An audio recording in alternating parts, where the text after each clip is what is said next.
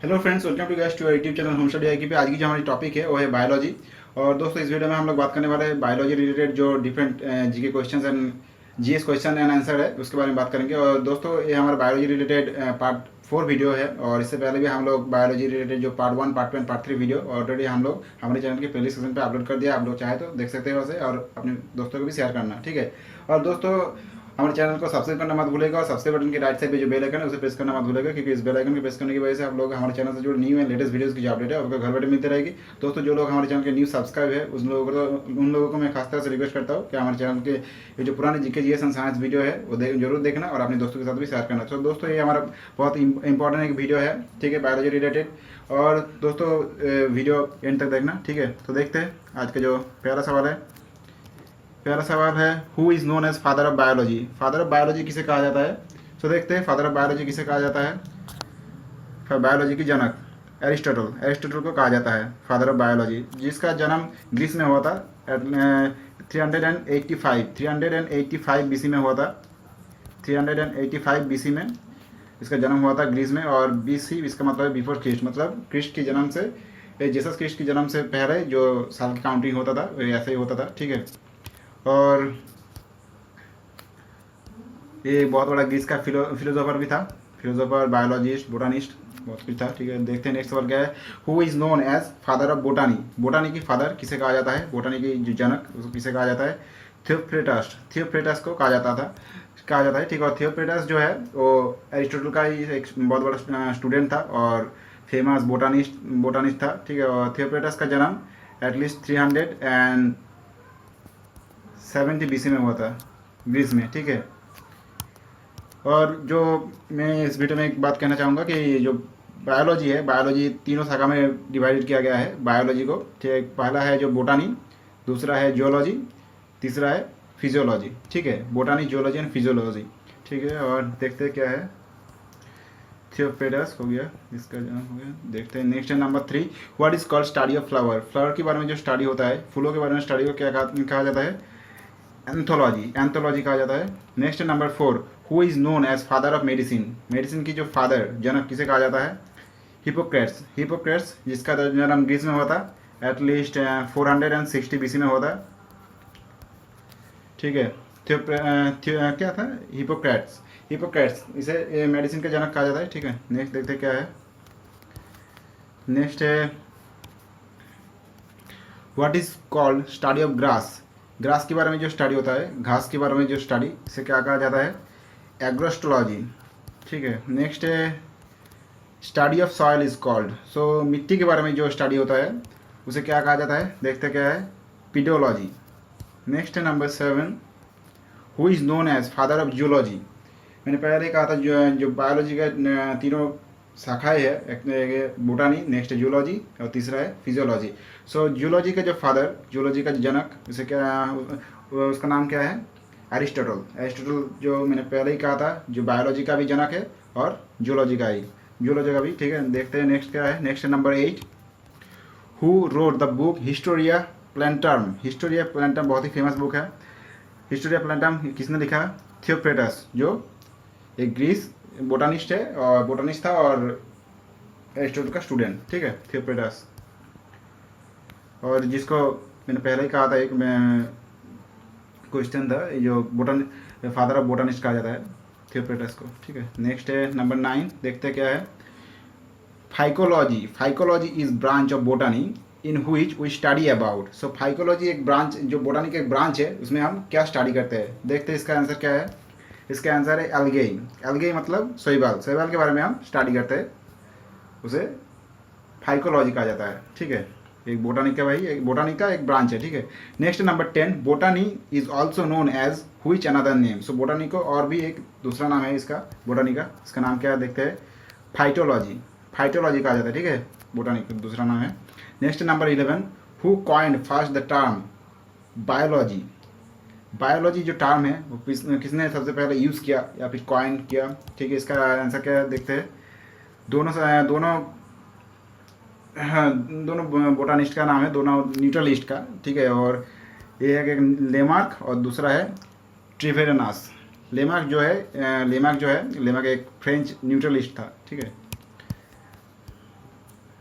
Next है 12, what is called study of seed. बीजों के बारे में जो स्टडी होता है उसे क्या कहा जाता है, स्पर्मोलॉजी। ठीक है। नेक्स्ट है number 13, what is called study of internal structure of plant. Plant की जो पौधों की जो इंटरनल स्ट्रक्चर होता है उसके बारे में जो स्टडी होता है उसे क्या कहा जाता है, उसे कहा जाता है एनाटॉमी। एनाटॉमी। ठीक है।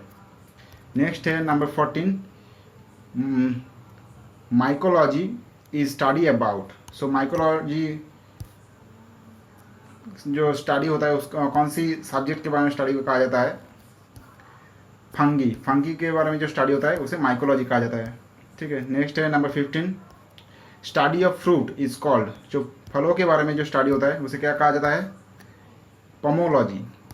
पोमोलॉजी। ठीक है। Next number 16, what is called study about pollen grain. So pollen grain का मतलब क्या है, पोलन ग्रेन का मतलब है जो ग्रेन का मतलब क्या होता है, ग्रेन का मतलब होता है कि अनाज। ठीक है। पोलन का मतलब है जो पराग, जो ग्रेन की जो पराग होता है उसके बारे में जो स्टडी होता है उस स्टडी को क्या कहते हैं, पेलाइनोलॉजी। ठीक है। पेलाइनोलॉजी कहा जाता है जो ग्रेन की जो अनाज की जो पराग के बारे में जो स्टडी है। ठीक है। Next number 17, what is agro forestry. Agro जो टर्म है वो एग्रीकल्चर से लिया गया है। ठीक है। एग्रो फॉरेस्ट्री किसे कहा जाता है, देखते हैं एग्रो फॉरेस्ट्री किसे कहा जाता है, growing of tree with cultivation of crop in the same field. अगर एक ही जगह पे अगर क्रॉप की अगर अनाज की अगर कल्टिवेशन किया जाए और उसे बड़ा किया जाए तो उसे हम कहते हैं एग्रो फॉरेस्ट्री, सेम फील्ड में होगा। ठीक है। नेक्स्ट है नंबर 18, देखते क्या है, what is called cultivation of ornamental shrub plant. Ornamental shrub plant की जो कल्टिवेशन होता है उसे क्या कहा जाता है, arboriculture. Arboriculture. Ornamental shrub plant की जो कल्टिवेशन है उसे कहा जाता है आर्बोरिकल्चर। नेक्स्ट है नंबर 19, देखते क्या है, what is the physical basis of life. Basis का मतलब है फंडामेंटल, बेस। लाइफ का बेस क्या है, सो फिजिकल बेसिस क्या है, प्रोटोप्लाज्म। सो प्रोटोप्लाज्म जो होता है जैसे कि ये कोश है, मतलब सेल है, इसके अंदर है न्यूक्लियस। ठीक है। और यहाँ पर डिफरेंट एलिमेंट होता है। ठीक है। डिफरेंट एलिमेंट होगा यहाँ पर सेल के अंदर। सो इसे ए है न्यूक्लियस, इसे कहा जाता है न्यूक्लियस। और इसके बाहर की जो पार्ट है, जो लिक्विड पार्ट है, उसे कहा जाता है साइटोप्लाज्म। सो मैं लिख देता हूँ यहाँ पर, साइटो सिंपली लिख देता है साइटोप्लाज्म, और यहाँ पर है न्यूक्लियस। सो ठीक है। साइटोप्लाज्म और न्यूक्लियस ये दोनों को एक साथ कहा जाता है प्रोटोप्लाज्म। सो साइटोप्लाज्म और न्यूक्लियस ये दोनों को एक साथ कहा जाता है प्रोटोप्लाज्म। ठीक है।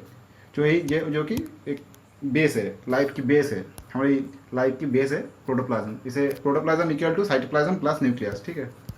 नेक्स्ट है number 20, study of effect of light on various biological life process is. So various जो बायोलॉजिकल लाइफ होता है, वेरियस बायोलॉजिकल लाइफ में जो लाइट का जो इफेक्ट, वो इस इफेक्ट के बारे में जो स्टडी होता है उसे क्या कहा जाता है, फयोलॉजी, फयोबायोलॉजी। फयोबायोलॉजी मतलब डिफरेंट बायोलॉजिकल लाइफ के ऊपर डिफरेंट बायोलॉजिकल जो ऑर्गेनिज्म है, ऑर्गेनिज्म के ऊपर जो लाइट का इफेक्ट, कैसा इफेक्ट होगा, इस इफेक्ट से कैसा मतलब क्या हो सकता है, और उसके बारे में जो डिफरेंट स्टडी है उसे फयोबायोलॉजी कहा जाता है।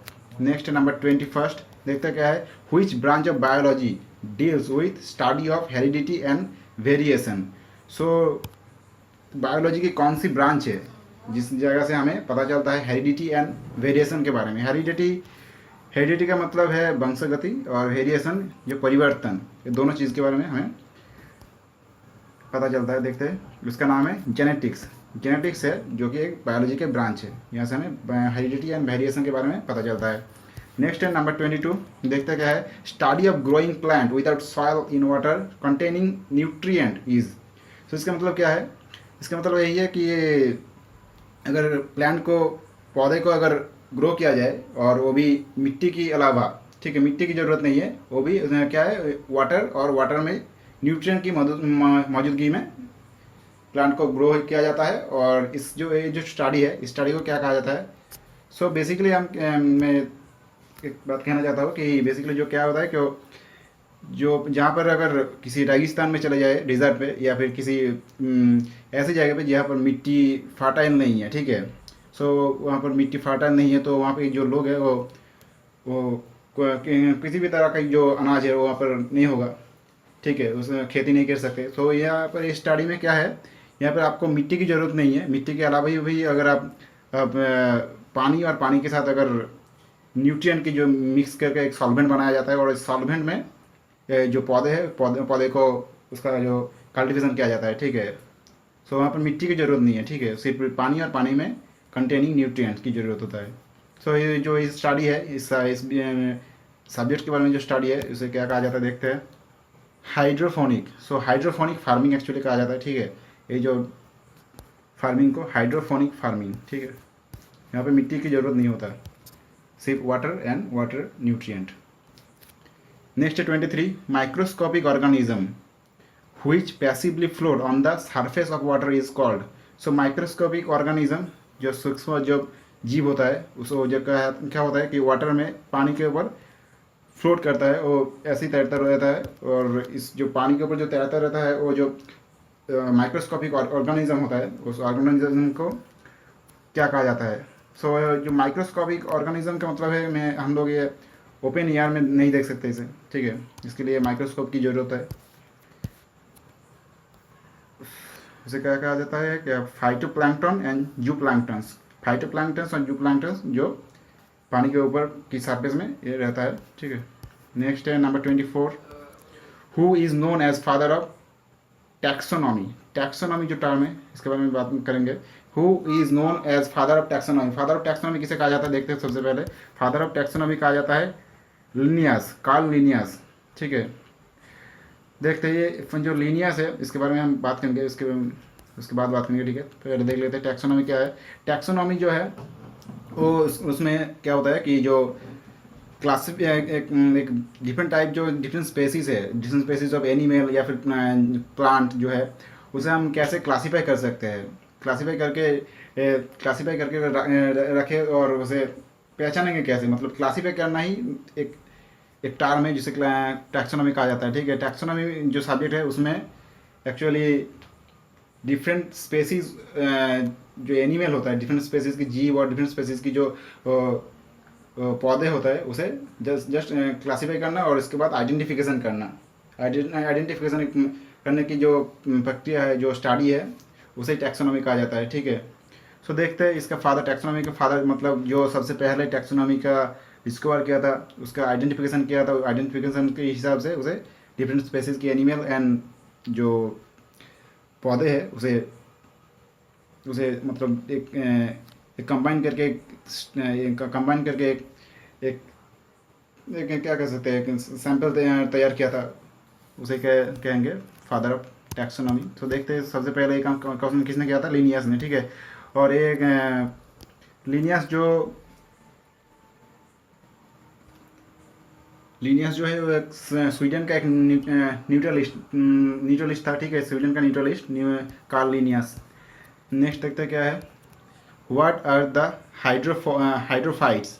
सो हाइड्रोफाइट किसे कहा जाता है देखते हैं, एक्वाटिक प्लांट्स। सो जो एक्वाटिक जो प्लांट्स होता है उसे हाइड्रोफाइट कहा जाता है। एक्वाटिक प्लांट का मतलब होगा जो जलीय जो पौधे होता है, पानी के भीतर जो मिलेगा, वो सभी हाइड्रोफाइट कहा जाता है एक साथ। नेक्स्ट 26 देखते क्या है, potato, tomato and brinjal are 3 different species but are belong to which genus.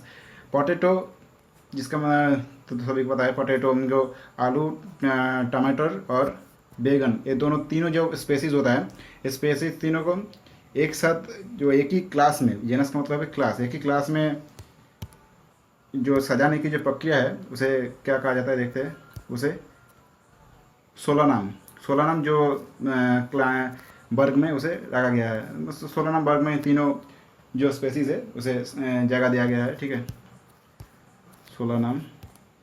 Next है number 27, what is first step of taxonomy. Taxonomy जिसने के बारे में मैंने कहा था कि पहले एक सवाल था टैक्सोनॉमी, ठीक है। टैक्सोनॉमी जो पर क्लास में आइडेंटिफिकेशन करना होता है डिफरेंट स्पेसीज की एनिमल एंड प्लांट को। सो इसका जो फर्स्ट स्टेप है, फर्स्ट स्टेप क्या है टैक्सोनॉमी का? आइडेंटिफिकेशन, ठीक है। नेक्स्ट है number 28, binomial nomenclature was introduce by whom. Binomial nomenclature का मतलब क्या है? जो बाइनोमियल का मतलब है जो बाइनोमियल नोमेनकल्चर का मतलब है जो जहाँ पर किसी भी स्पेसीज का डिफरेंट दो नेम होगा, ठीक है, डिफरेंट स्पेसीज का। एक पहला जो नेम होगा वहाँ पर उसकी क्लास के हिसाब है, उसकी जो जेनस के हिसाब से उसे आइडेंटिफाई किया जाएगा। और दूसरी बात है, दूसरी जो नाम दिया जाएगा उसे उसकी डिग्री या फिर उसकी क्लासिफिकेशन के हिसाब से उसे जगह दिया जाएगा, ठीक है। इसका बाइनोमियल का मतलब है दो नाम होगा, ठीक है, किसी भी स्पेसीज का। देखते हैं वो सबसे पहले किसने इंट्रोड्यूस किया था binomial nomenclature? Carlos लिनेयास। Carlos Linnaeus जो कि टैक्सोनॉमी का फादर कहा जाता है। देखते क्या है next 29, who wrote the famous book Systema Naturae. Systema Naturae एक स्वीडन का एक बुक है, स्वीडिश बुक है सिस्टेमा नेचरी। ये बुक किसका है? देखते हैं, कार्लोस लेमेनास। ये भी कार्ल लेमेनास का ही कार्ल लिनियास का ही बुक है, कार्ल लिनियास, ठीक है। सिस्टेमा नेचरी टैक्सोनॉमी का फादर। नेक्स्ट देखते क्या है number 30, modern classification is based on. Modern जो क्लासिफिकेशन मतलब मॉडर्न जो टैक्सोनॉमी है वो किसके ऊपर बेस करके बनाया जाता है? उसके वजूद क्या देखते हैं, फाइलोजेनी। फाइलोजेनी के हिसाब से उसे बनाया जाता है। फाइलोजेनी मतलब किसी भी एक स्पेसीज के एनिमल हो या फिर प्लांट हो, उसे उसकी इवोल्यूशन के हिसाब से बनाया जाता है, ठीक है। उसे उसकी इवोल्यूशन के हिसाब से कौन सी कैटेगरी में उसे जगह दिया जाएगा उस हिसाब से उसे क्लासीफाई किया जाता है। तो मॉडर्न क्लासिफिकेशन है, मॉडर्न जो क्लासिफिकेशन या फिर मॉडर्न टैक्सोनॉमी जो है वो बेसिकली इवोल्यूशन के ऊपर बेस करके बनाया जाता है, ठीक है। वो आइडेंटिफिकेशन के ऊपर बेस करके नहीं बनाया जाता, ठीक है दोस्तों। यही है सवाल, यही से ख़त्म करते हैं आज की वीडियो को। और दोस्तों अगर आपकी वीडियो आप लोग हमारी वीडियो को अगर पसंद करते हैं, लाइक किया तो हम वीडियो को जरूर दोस्तों के साथ शेयर कीजिएगा। और कोई अगर दिक्कत है, अगर कोई नए वीडियोज़ के बारे में नए वीडियो अगर बनानी हो तो ज़रूर कमेंट कीजिएगा, ठीक है। Thank you for watching this video.